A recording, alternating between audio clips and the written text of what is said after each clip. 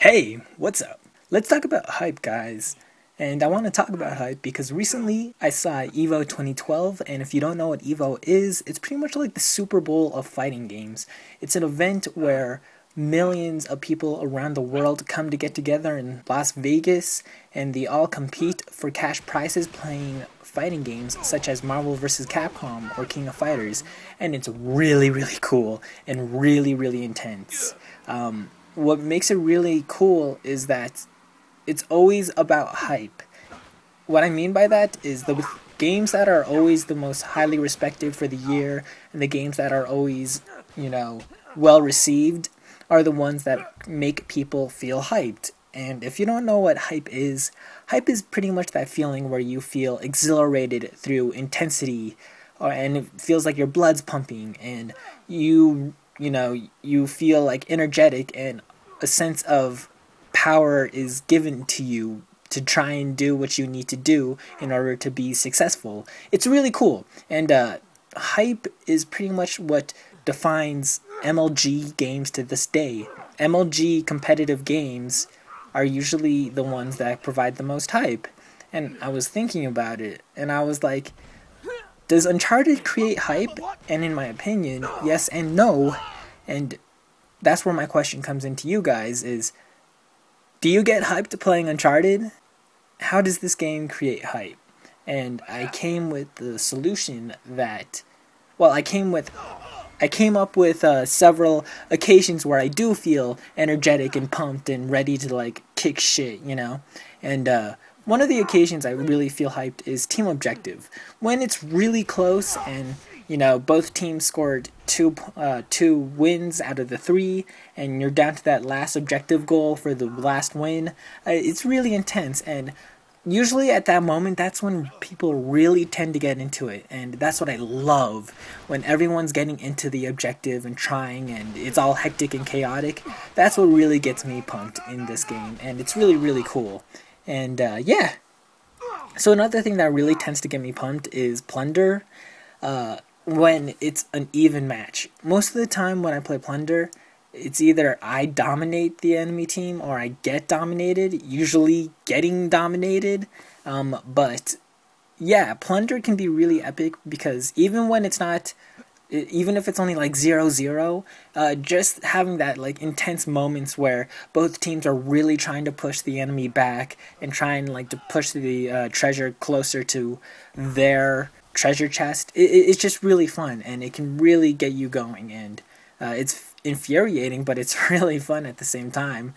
Yeah, I think usually objective type game modes really create interesting moments for me in this game because it provides something to aim for and something that people all strive to beat each other in, rather than just team deathmatch where it just feels so.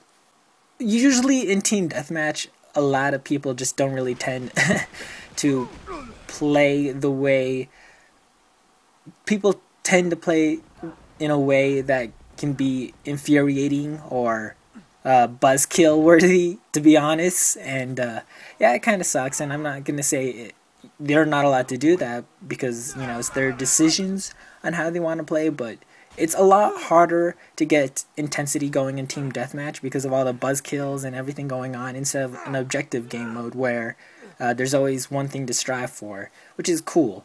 But with team deathmatch, though, oddly enough, when I say that, the thing that gets me the most hyped in this game is team deathmatch because I said it so many times before, but I adore sudden death mode. And what I really like about sudden death is because you've already gone through overtime, so you already feel a little bit more intense and unsure whether or not you're going to win, and that's when your true do or die feeling kind of activates, and it's really cool, and I love it. I love the idea that you don't know if you're going to win, and if you screw up, you're not getting any more chances, and it's just so intense. It gives you the idea of whether or not to be a hero, and to be honest, I think because of sudden death, that's the reason why I'm so okay with overpowered power plays and all the bullshit that's within the game that tries making the game more close and even, because I like it in the end if it works out, because sudden death is just so cool. I don't know how to explain it, but it is cool.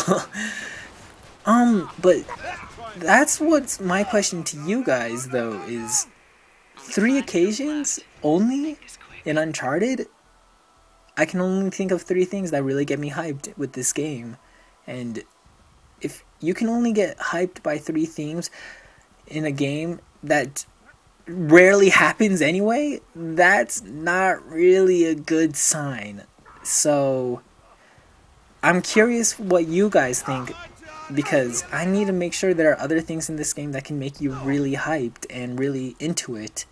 Because if I only get hyped watching or going through only 3 things, that's not good at all. In fact, that's really, really bad, to the point where I would even argue, if that's the case, Uncharted shouldn't be a competitive game then, because I know you see people like Squid and everyone saying, oh, we need to support competitive Uncharted, but in my opinion, Uncharted might just not be a competitive game worthy of being competitive.